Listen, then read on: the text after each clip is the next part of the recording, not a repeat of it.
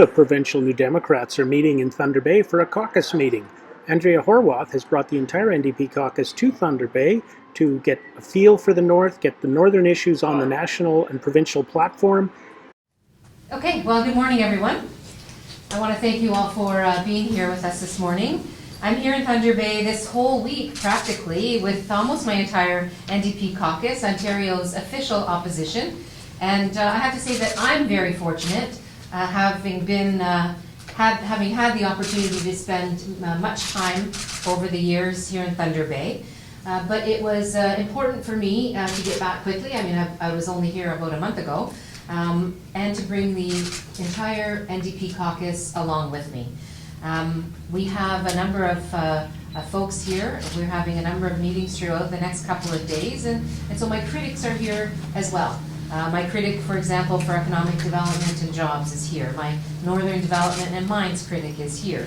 My education critic, my post-secondary education critic, of course my MNR critic and local MPP, Judith Monteith-Farrell, is here as well. In fact, there's almost 40 MPPs, almost the entire caucus is here, as well as a number of our senior staff.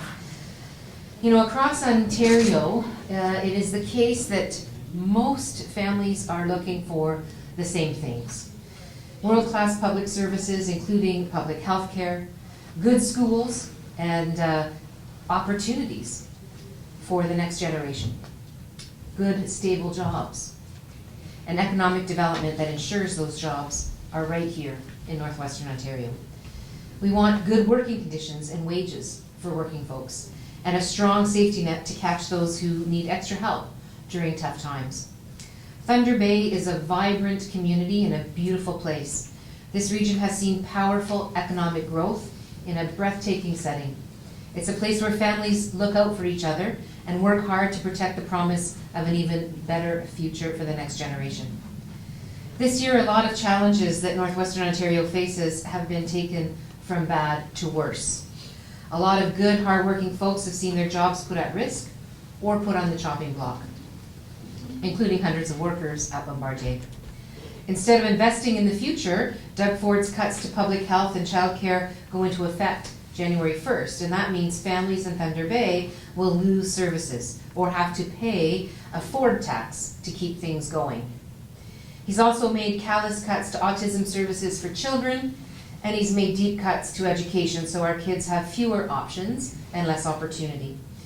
He's let poverty, crime, and the tragedy of untreated mental health and addictions grow with cuts instead of investments. He's closed the Child Advocate's office here in this community, fired the very folks trying to support young people in charting a positive path forward. Too often the concerns of Thunder Bay and all of Northwestern Ontario are ignored by Queen's Park. We've seen this movie before, unfortunately, for many, many years. And of course, recently when Bombardier's job losses were announced, I watched Doug Ford turn his attention to Bombardier for just long enough to blame the federal government and then quickly turn his back on Thunder Bay again. Doug Ford has turned his back on Northwestern Ontario. Cuts to healthcare, youth services, and education and job losses are not going to make things better for people. So I'm here to partner with Thunder Bay. We want to make it easier for everyone to build a good life right here in Thunder Bay and throughout the region. We've got days of meetings and work ahead in the next couple of days here, and I wanted to say that it's work that's going to include a great community event that we've got planned for Thursday. We've invited community leaders from across the region to come and join us and have a conversation about the great things that are happening here in Thunder Bay and around the region, as well as things that folks want to make sure that we are aware of as the official opposition. So pretty excited to see that folks from all kinds of sectors, from manufacturing, healthcare, education, labor, First Nations, Métis, municipal leaders, and other critical sectors are all going to be engaging with our caucus on Thursday. So I plan to hear a lot and to learn a lot from Thunder Bay's leaders while I'm here. I've not been a stranger to your community, as you know, and to your region. But I'm really excited to give the other NDP MPP caucus members, the official opposition team, the opportunity to get to know your community and your region better. I hope that we are going to leave here with some action plans to keep Northwestern Ontario at the top of the agenda. So before we go back and get back into work, I'm happy to take any questions that folks might have. Questions? Sure.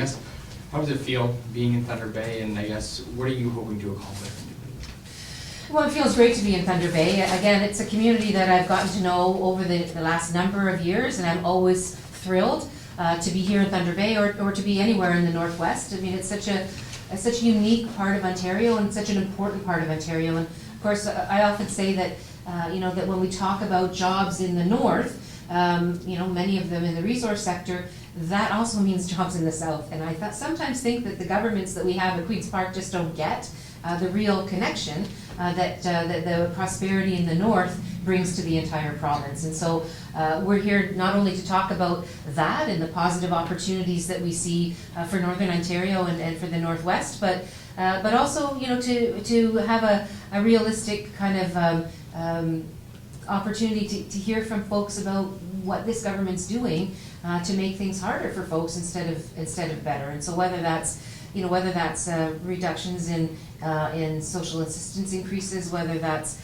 childcare cutbacks, whether that's the impacts of cuts to education and what that means for kids and the opportunity of young people in this region to reach for their dreams. I mean, these are all things that we want to talk about and that we want to get some really on the ground feedback, if you will, from folks. So it's pretty exciting. Do you have any plans? Do you have any plans to deal with these kinds of cuts? Well, that's exactly what we're here to do. I mean, we're here, it's a strategic planning session. We are going back into the legislature. In fact, we planned to do this here in Thunder Bay when we thought we were going back into the legislature in a couple weeks' time, because normally we would be going back around the middle of September. But of course, Mr. Ford has postponed our return to the legislature until the end of October. So we're here to do some planning on exactly that. How do we continue to push back against these cuts that hurt families, that hurt everyday people, that are hurting the municipalities in Ontario's ability to do their work to support families and people. And so that's exactly what the agenda is, if you will, is to put some of those plans together and to do that in this setting. I think as a kind of acknowledgement that too often the voices in the North are not heard down south, and so we wanted to come here before going back into the ledge to make sure that we're all of our team is being sensitized to the challenges of folks living in Northwestern Ontario and particularly in the Thunder Bay region. A good example of that is federal funding to the province for guns and gangs going to Southern Ontario communities. Meanwhile, the North is struggling with these issues just as much. So how can you get that message to the government that Thunder Bay is just as impacted as Southern Ontario? Well, it's interesting. If we were going back in 2 weeks, we'd be up on our feet in the legislature making that exact point. And we'll be making it when we get back into the legislature at the end of October. But this is one of the things that the Ford government is trying to do, right? They're trying to avoid this scrutiny and the work that the opposition does to try to hold them to account. If they're not in the legislature, it's harder for us to really push them immediately when they make a decision that's unhelpful for community. And so we have strong voices. I mean, Judith obviously and others in the region who will be standing up loudly. We'll be putting out press releases and those kinds of things, of course. But to stand up in the legislature and fight for the people of Northwestern Ontario, we're looking forward to getting back to do that. This hour, Minister of Northern Development and Mines, Greg Rickford, has announced the termination of the Regional Framework Agreement in the Ring of Fire. Do you have a comment? Well, I haven't heard any details yet, but what I can tell you is that for over 11 years, the former government basically accomplished very little. Lots of announcements, lots of ribbon cuttings, lots of hoopla, but no real results. And now what I'm worried about now is that we see even further delays and even less action in terms of opening up the economic opportunity that the Ring of Fire should have brought us already. So it's pretty troubling. We're in a situation where this government's likely going to take us to from a stalled kind of place that we're at to dragging us even further backwards, and that's definitely not what we need. Just your thoughts on the stickers being required on Friday on all gas pumps? Well, I mean, it's ridiculous, right? I mean, it's absolutely ridiculous. It's using public money for partisan purposes. And regardless of what Mr. Ford claims in terms of whether he decides to fine gas stations that aren't putting the stickers on or not, it's irrelevant. Public money should never be used for these kinds of partisan purposes. And of course, they're using Ontario public dollars, Ontario tax dollars, to fight the federal election for Andrew Scheer, which that's insult to injury, if you will. It's absolutely ridiculous. And I do want to say good on the Association of Gas Station Operators who pushed back, and the Ontario Chamber of Commerce who pushed back against Mr. Ford to tell him to back away from this ridiculous requirement. Is Bombardier on your list of discussions? Oh, no, absolutely. And in fact, Judith and I, the last time I was here, did some work around trying to, put that on the radar for the government. As I said, Mr. Ford kind of flew in like a pigeon, made some comments, took some shots at the federal government, and then flew away. And really, we don't see anything as a result. So we've already asked the government to get active on making sure that supports and services for those workers who are going to be affected are in place. We know that Thunder Bay already has struggles with trying to meet the needs of community when it comes to social services and counseling and those kinds of things. People are going to be in crisis when they lose those well-paid jobs, and there needs to be some supports there. So we've already put that in the government's radar. I don't know that I got a response. Did you get a response? I don't know that either of us got a response, but that's not the end of the story, because the other piece has to be, how do we make sure that federal and provincial and municipal governments everybody who says, who all say that they want transit projects, who all say that they want more mass transit, how do we make sure that we're using that opportunity to keep good jobs at this plant here in Thunder Bay? There's just no way that we should be in a situation where there are no orders when everybody talks about mass transit as one of the big infrastructure plans for the future. It should be such that we have that ability to keep those orders coming and keep those workers working, because our public dollars, frankly, pay for those projects. They should also be paying to keep our workers working and our families fed and our communities thriving. That's It hardship. seems like the 36-car order for Bombardier has been at a standstill for quite a while. Have you been doing anything as far as trying to hurry that up, or at least hurry that process up, so that people can at least know where they're at? Well, I mean, we do what we can to put the pressure on the government, but I mean, the problem that we have is that both the provincial and federal governments have been asleep at the switch when it comes to recognizing that there needed to be orders placed and that processes needed to be streamlined to get those orders in, and so we had our alarm bells being rung by workers at the plant like a year ago that the orders were drying up. And yet nobody paid attention. And now here we are in a crisis situation that could have been averted.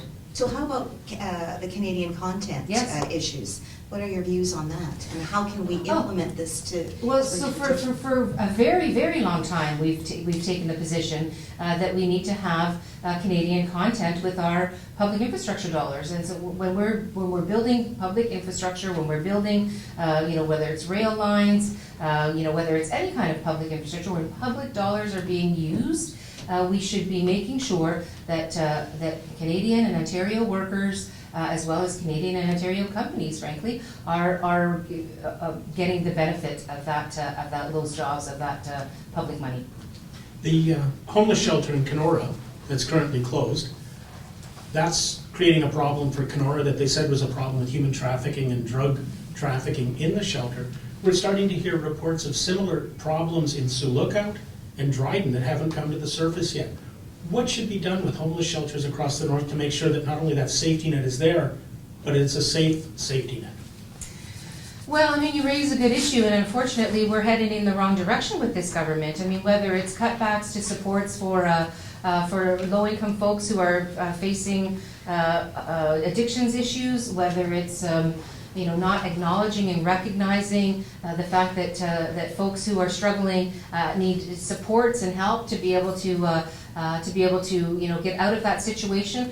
The bottom line is we have an economy that's not meeting the needs of many people. And we were just talking this morning about the increasing homelessness that we're seeing, the increasing number of people that aren't able to afford to put a roof over their head, the increasing number of folks who are homeless, and of course the growing opioid crisis. And this government is really doing nothing on any of those fronts. It's very, very troubling, and it's real people. I mean, it's people whose lives are being shattered, and I don't have that situation in terms of my kids are not in that side. My child is not in that situation, but any one of us could have a child or a relative or somebody that they know that has been gripped by an opioid addiction. It tears families apart. It tears communities apart. And we need to be much better at helping people to deal with the opioid crisis, and communities as well as families and individuals. And so instead of putting caps on the number of treatment centers, consumption and treatment centers, the government should be looking to partner with municipalities to make sure that the services are there, instead of closing shelters or making it such that there aren't enough resources for community-based programming. We need to do the opposite. We need to make sure the resources are there for communities to help folks who are in crisis. And a follow-up, last time you were here, we were talking boil water orders and water conditions in the north, and specifically in Attawapiskat. Anything changed from your view? No, and again, we had that conversation this morning as well. It is unacceptable that the communities that we visited, Attawapiskat included, have not seen any long-term solution to the crisis that they face. And in fact, as we all know, those communities that we visited last time are unfortunately just a couple of dozens and dozens and dozens of First Nations communities that have been continuously under boil water alerts in our province, boil water requirements, and that's just, it's not acceptable. And as Saul Mamakwa, our MPP, said this morning, in other communities something like this would never be accepted. And we continue to see federal and provincial governments use the crises in First Nations communities as a ping pong ball, and they just back and forth pointing at each other over whose responsibility it is. The right to clean, drinkable water is a human right. It's a basic human right, and everybody should have access to clean water for themselves and their families. And the fact that here in Ontario and across Canada we continue to have communities that don't have that access is a national and provincial shame. And it shouldn't be a matter of pointing fingers. It should be a matter of governments stepping in, dealing with the water systems, dealing with the ongoing training, and ensuring that those systems stay safe over time, and that they are upgraded as required. Again, it's not something we allow to occur anywhere else, and the fact that it continues to be a crisis that's been ongoing for decades it's just not acceptable. In the root work of the sale of the Fort Francis Mill, it seemingly has this clause where the property can't be turned into essentially anything that could pose a threat to what Resolute already has going in their Crossroot Forest and their other works in the region. What, I guess, is your opinion on how that's being worked, and how that, such a focal point of the area's economy, or Fort Francis' economy, is essentially now just a lot of area? Well, I think it's troubling when you see the economic opportunity not being able to be realized when it comes to the the wood, basically. I mean, we know that this, first of all, we do know what's happened to the forestry industry over the years, and so when I got to know some of you over the years when we were dealing with that crisis some time ago now. But the fact that we have these wood lots, that we have the access to the wood, and that we know that that wood brings good jobs and economic opportunity to places like Fort Frances, I think we need to keep our eye on that ball and make sure that we're doing everything we can to ensure that those jobs are there for people, and then those assets are utilized to bring economic opportunity to Fort Frances and to other communities. Also the fact that a company like Resolute, who's this massive company, is able to do something in the sale of that, and seemingly nothing could be worked around it from a government perspective, so that the mill in Fort Frances is just cannot produce paper, pulp, or anything. Well, I mean, part of the challenge is that there's no forward thinking when it comes to how can government bring policies forward that help stabilize the industry, and that's something we watched. As I said, what was that? 2005, 2004, 5, 6, before the recession that hit everybody. You guys were already feeling it out here with the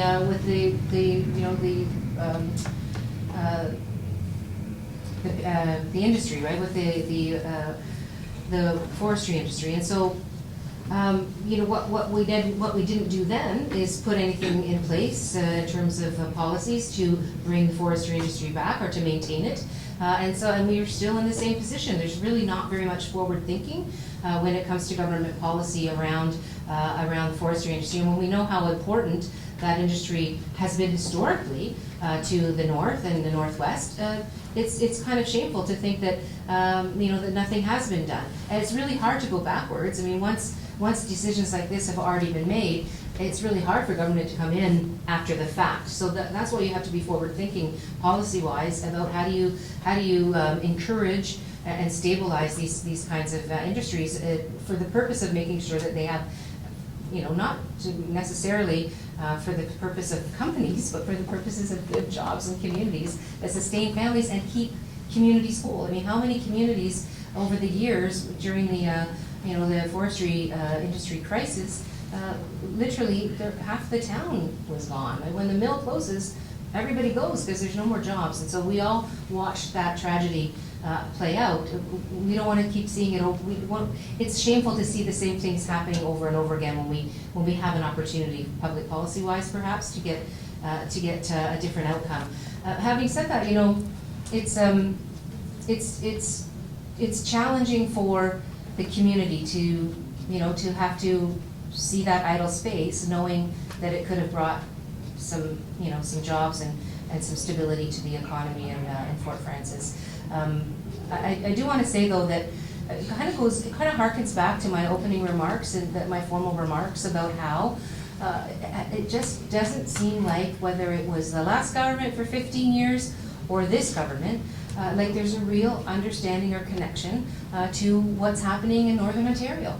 It's something we've seen over and over and over again, and it continues to be a problem now. There's a lack of understanding and a lack of attention and acknowledgement of what this region has to offer and what great opportunity there is here, as I said, economically, both for the folks here and for the entire province. And that's one of the reasons why I brought my caucus here.